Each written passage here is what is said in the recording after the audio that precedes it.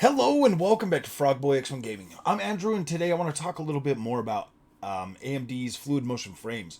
Now, I'm kind of feeling like this might be like a game changer for people that really do love playing with a controller on their PC. I feel like, and playing single player games, of course. I've been testing today sim racing titles while utilizing the AMD's fluid motion frames. Now I wanted to try sim racing because I've been trying like single player games all weekend.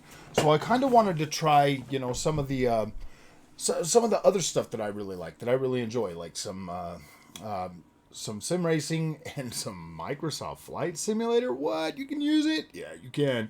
So I've been trying this out. Now you've got a lot of other content creators out there. They're doing whatever they can to try to pull this apart, talk down about it.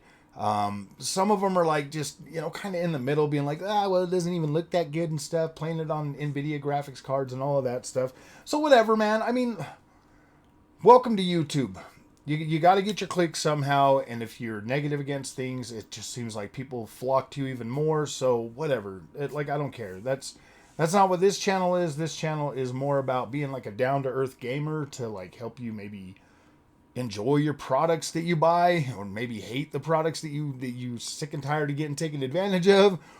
I don't know. It's funny. Somebody over on Twitter today told me that people just watch this channel now for comedy, and I was like, okay, well, if they're watching it, that's cool, whatever.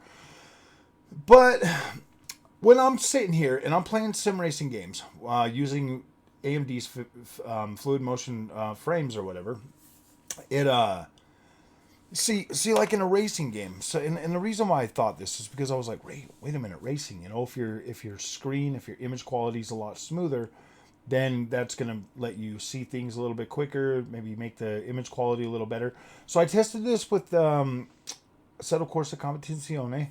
Tested this with some rally games. While it's not perfect and it definitely needs a little bit of work for these, I do think that if they could get this working, hear me out, if they could get this working with VR, if they could get fluid motion frames working with VR, kind of like what Sony's doing with their foveated rendering or whatever, if they could actually get frame generation running with VR, I definitely think that that would be very helpful, very helpful. That's like one thing that I think that fluid motion frames or frame generation just in general would actually be beneficial for, is that VR, man. Because when you're in there, if you're not consistently with a higher frame rate, man, that can kind of induce sickness. But if you can get frame generation to generate frames for VR, especially for like some of those racing games or some of that other stuff, I think that would be very, very efficient. When it comes to like a 2D screen, I think there's always going to inherently be problems with frame generation. You're always going to get some sort of latency because you're not actually getting those frames, so you're obviously going to have that latency in there. I mean, and that's why I say, if you're using a controller, I don't think you're going to notice it anywhere near as much. And that's kind of my go-to way for playing that. So having the frame interpolation or the frame generation, being able to provide extra frames for motion smoothness or whatever, however you want to take that. I don't necessarily think motion smoothing is a bad thing. I don't. And that's kind of the thing that I've been on the fence with the most with the whole frame generation thing. Like I don't hate it. I'm not like gonna sit here and tell you, oh my gosh, it's the best thing since that's simply not true, man. There are limitations, and with every new technology, there's always going to be something that's going to make it so it's not 100%. I mean, it's fake. It's plain and simple. Fake frames are fake frames.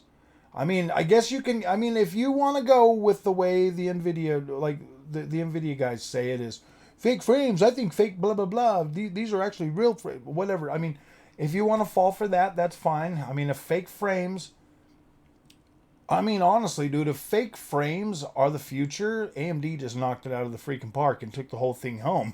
Being able to run this on DX11 and 12 games, yeah, dude, where's Nvidia's solution for that, bro? You can run this all the way down on a 10 series card, according to Daniel Owens. There you go, my friend. So, well, not. I mean, you can run the FSR3, but for the AMD Fidelity, for the AMD Fluid Motion frames, right now it's locked to the 7000 series cards.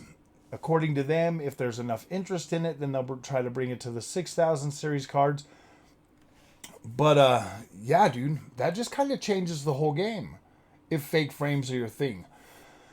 Now,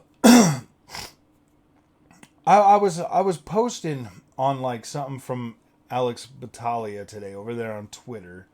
You know, somebody said something about him not having coverage out for FSR3. And I mean, that's true, dude. If this was an NVIDIA thing, Alex Battaglia would have already been out there with like a video and everything all like really good. So, I mean, if you're waiting for that guy's video, just know that it's going to be 100% negative towards AMD, FSR, all of that stuff. It's never going to compare to DLSS for him. To me, it's kind of like going to like trying to listen to anything from half of these content creators out there when it comes to AMD. That's like going to a vegetarian and being like, hey, man, can you give me some like barbecue freaking recipes? That's kind of the way it sounds to me, man. It's like they're like, yeah, I guess you could try this or whatever. It just sounds condescending whenever these guys talk about AMD. So I mean, if you are an AMD person and you like AMD, or maybe you're considering going to AMD, I would avoid certain channels just based on the way they cover those products. If it's never anything good for them, then why try to get your information from there? Find people that actually enjoy these products that you might be interested in. Find people that are having a good time with them. Find people that can be okay with some of the stuff, because I'm telling you, like, that's pretty much what it boils down to. You've got Nvidia's tech and you've got AMD's tech. You've got Intel's tech. You've got all these different techs and all these different solutions for upscaling, all of that stuff. You just have to pick the ones that, first of all, can fit in your budget, and second of all, are going to be okay for you. Like, are you going to be able to? We're talking about video games, and visuals are extremely important in video games. I've always believed that, and I always will. If you get into a game and it doesn't look good, that right there could decide how long you actually stick with that game and play it. If it's got the best gameplay in the world and it doesn't look that great, yeah, you could probably play that. But if it's something like a new IP or story game or something like that, if it just doesn't have that wow factor visually, it might not be something that you stick with long term. Or you might just be like, oh, I can't do this. So I get that the visuals are very important in video games. And the way we perceive them is different between all of us. Some of us can look at a game and be like, whoa, that is the greatest thing ever. And some of us can look at it and be like, no, that's absolute trash. So there's so many variables when it comes to visuals and video games and all of this stuff that you just need to try. You do. In this day and age, you really do kind of have to seek out people that like the products you like, man, so that you can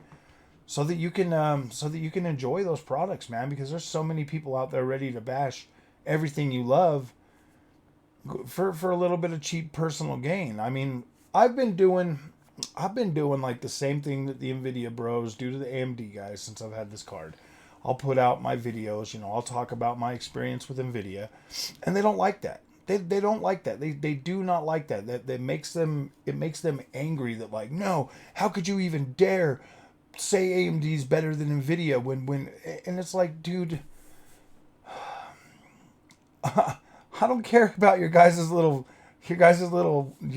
little wars, man. Like, quit bringing me into it. Every time I buy a new product, you guys bring me into it.